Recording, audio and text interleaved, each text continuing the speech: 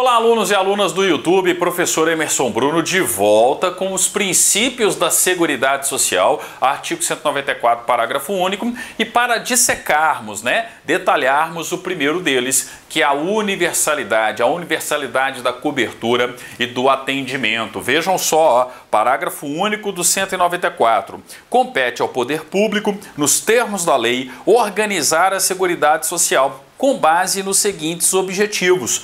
1. Universalidade da cobertura e do atendimento. Grifa aí, universalidade da cobertura e do atendimento. E tem um detalhe que tem sido comum em questões de prova, tá? Se vocês pegarem em questões de concurso, por exemplo, o que as bancas examinadoras estão fazendo? Quando eu falo da universalidade na Seguridade Social, eu falo universalidade da cobertura e universalidade do atendimento. Para as bancas examinadoras, a universalidade da cobertura significa o seguinte: quais são os eventos, quais são as contingências, as contingências humanas que estão cobertas no âmbito da Seguridade Social, tá? Então, quando eu falo, por exemplo, das questões necessárias à saúde, são todas as contingências, são todos os eventos, tá, que estão cobertos pelo Sistema Único de Saúde, procedimentos estéticos, tá? Pela simples estética da pessoa, sem qualquer tipo de necessidade de reparação em virtude de um acidente, não estão cobertos, tá? Então percebam que aqui eu estou falando da universalidade da cobertura, dos eventos e contingências que estão abrangidos, que estão aí, cobertos pela Seguridade Social, seja no âmbito da saúde, da previdência social, da assistência social. Daqui a pouco a gente vai falar de exemplos em cada uma delas, tá? E o seguinte, e o que significa para as questões de prova a universalidade do atendimento? Eu estou falando justamente do atendimento das pessoas, ou seja, os benefícios que serão prestados às pessoas. Então, falando da saúde, por exemplo, tá? A saúde é o quê? Prevista lá no artigo 196 da Constituição. Um direito de todos. Ora, se saúde é um direito de todos e um dever do Estado, eu tenho uma universalidade dos eventos e contingências que estão cobertos pelo SUS, pelo Sistema Único de Saúde. Agora é claro, eu não tenho a totalidade, a universalidade dos procedimentos da medicina. Como eu disse para vocês, uma cirurgia plástica, por exemplo, o aumento dos seios de uma mulher e por uma razão simplesmente estética. Não foi em virtude de um tumor, não foi em virtude de algum tipo de acidente, não. Por uma necessidade, vaidade simplesmente estética, eu tenho ali próteses de silicone que são colocadas nos seios de uma determinada mulher e por vontade dela. É claro que o SUS não vai ter esse tipo de cobertura. É claro que o Sistema Único de Saúde, o direito à saúde no Brasil, não abrange esse tipo de procedimento estético, tá?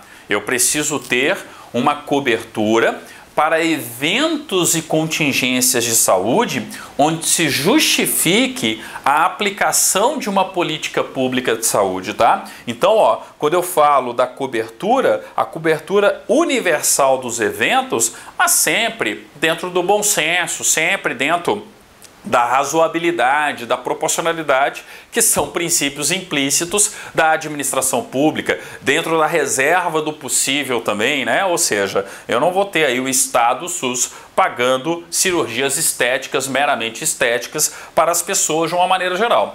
Todos serão atendidos, o atendimento de todas as pessoas, tá? E com a cobertura universal dos eventos elencados pelo Sistema Único de Saúde como sendo os eventos e as contingências humanas relacionadas à saúde que demandam a aplicação de uma política de saúde, uma política universal no âmbito da Seguridade Social, ok? Então a universalidade da cobertura, as doenças, diabetes, um tumor, enfim, o atropelamento, uma fratura. Então, os eventos, as contingências humanas que demandam a atuação universal de uma política de saúde, seja do ponto de vista preventivo e pela Constituição em regra o deve ser.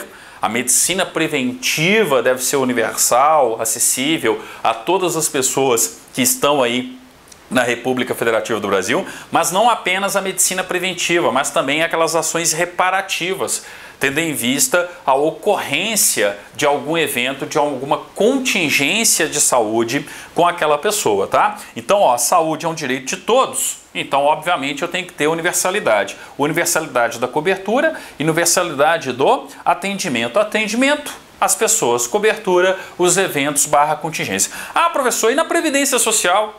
O que seria um exemplo do princípio da universalidade na Previdência Social? Ó, a universalidade da cobertura tem a ver com o evento. Ah, o evento morte. Eu sou segurado do regime geral de Previdência Social e eu faleci, morri. Ah, os meus dependentes, a minha esposa, os meus dependentes ali, no caso a minha esposa, não tem direito a uma pensão. Então percebam que o evento morte gera no âmbito da Previdência Social, tá, o direito de concessão de um benefício para a pessoa que vai ser beneficiada, tá? Então eu tenho aqui, ó, a universalidade da cobertura, a universalidade, né, da situação. Aconteceu o evento morte. Quando eu tenho um segurado do INSS, um segurado do RGPS, que, né, é acometido, infelizmente, pelo evento morte, eu tenho o benefício, né, respectivo, a contrapartida respectiva, sendo ali garantida a pessoa, ao beneficiário daquele atendimento. Então percebo que tanto a cobertura ela é universal, como o atendimento também é universal. Mas é universal para quem? Para quem é segurado. Porque eu tenho que lembrar, ó, que é para todos os segurados, pois a Previdência é de natureza contributiva. Então eu não vou garantir aposentadoria para todo mundo. Eu não vou garantir pensão por morte para todo mundo, auxílio doença para todo mundo. Não, eu vou garantir para todos os segurados, a universalidade dos segurados, tá? Então eu tenho uma série de eventos que são cobertos, tá, no âmbito do RGPS, no âmbito do Regime Geral de Previdência Social, que são cobertos e que são destinados a atender os respectivos beneficiários, tá? Só que aí eu tenho que lembrar o seguinte, demanda necessariamente uma contribuição. Demanda que alguém, né, alguém da família, por exemplo, segurado, tenha contribuído para a Seguridade Social, tá? Então percebam que para todos os segurados e dependentes, pois a Previdência é de natureza contributiva, mas não deixa de ser uma aplicação universal. Universal para todos os segurados, universal no âmbito de todos os eventos e contingências que estão previstos na Constituição e na legislação infraconstitucional como sendo benefícios de previdência, né, e contingências, melhor dizendo, de previdência social. E na assistência social, professor, também a universalidade na assistência social. Por quê? Porque eu tenho que prestar assistência social a quem dela necessitar. Então, para quem necessita, eu tenho benefícios de assistência social. Percebam que o evento, tá, a cobertura é universal para quem dela necessitar. O recebimento do benefício é universal para quem dela necessitar. E lembrem-se, ó, aqui também não tem caráter contributivo. Aqui não tem caráter contributivo, aqui não tem caráter contributivo.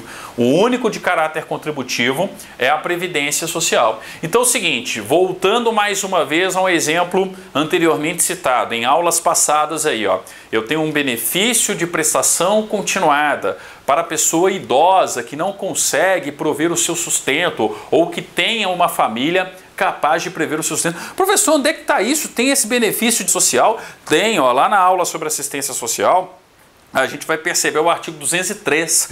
E o que tem lá no artigo 203, inciso 5º, ó, olha só, a assistência social será prestada a quem dela necessitar, independentemente de contribuição à Seguridade Social, e tem por objetivos, aí lá no inciso 5º, a garantia de um salário mínimo do benefício mensal, à pessoa portadora de deficiência e ao idoso que comprovem não possuir meios de prover a própria manutenção ou de tê-la provida por sua família, conforme dispuser a lei, no caso a lei orgânica da assistência social, tá? Então é o seguinte, ó, garantia de um salário mínimo enquanto um benefício de prestação continuada, porque é um benefício mensal, a pessoa portadora de deficiência, a pessoa com deficiência, né, no termo politicamente correto hoje, e ao idoso. Mas qual pessoa com deficiência, qual pessoa idosa? Aquela que comprove não possuir meios de prover a própria manutenção ou de tê-la provida por sua família. Então você que está nessa situação, ou se você conhece alguém que esteja nessa situação, tem direito a receber um benefício de prestação continuada no âmbito de uma política de assistência social. Percebam que o evento você é uma pessoa desamparada que precisa de uma política de assistência social, porque enquanto pessoa com deficiência ou então enquanto pessoa idosa, não tem como prover o seu próprio sustento ou ter uma família que provenha o seu sustento. Então você precisa de uma política pública de assistência social garantida pelo Estado, onde eu vou ter o quê? Uma universalidade da cobertura desse evento. E o atendimento para quem? Ora, justamente para quem dela necessitar, recebendo no caso aí um salário mínimo de benefício de prestação continuada, conforme regulamentado, né, por lei, ou seja, pela lei orgânica da assistência social, a LOAS, tá? Então percebam que quando a gente fala desses objetivos, tá? Mais uma vez reforçando isso, os objetivos são para todas as vertentes da Seguridade Social. É claro que muitas vezes nas questões de prova vocês irão encontrar universalidade relacionada à saúde, mas eu aplico universalidade não apenas para a saúde, eu aplico universalidade para a previdência social, eu aplico universalidade para a assistência social, tá? Então, primeiro objetivo, primeiro princípio da Seguridade Social, a universalidade da cobertura e do atendimento, tá? Não se esqueçam do inciso primeiro. Como eu já fiz referência aí, o professor Eduardo Tanaka também faz, não tem como ir para uma prova sem saber quais são todos os princípios / objetivos da Seguridade Social previstos no parágrafo único do artigo 194. Então tá aí, universalidade, tá? Mais um ponto percorrido por mim e por vocês. Próxima aula nós vamos tratar de mais um princípio da Seguridade Social. Nós vamos falar justamente, do segundo princípio aqui, ó, uniformidade e equivalência dos benefícios e serviços às populações urbanas e rurais. E aí a gente vai ver a correlação que isso tem com o artigo 7º, com o caput do artigo 7º da Constituição da República Federativa do Brasil, ok? Então, próximo encontro, uniformidade e equivalência dos benefícios e serviços às populações urbanas e rurais, tá? Não confunda, universalidade, ó, cobertura e atendimento, tá? E aí quando vai falar dessa equivalência de benefícios entre trabalhadores urbanos, populações, a população urbana e a rural, não só o trabalhador, mas população urbana e a rural, eu estou falando de uniformidade. Uniformidade, e a gente vai entender o porquê na próxima aula, tá? Muito obrigado, inscreva-se no canal caso não seja inscrito. Próximo encontro continuaremos a falar dos princípios da Seguridade Social. Um abraço e até lá!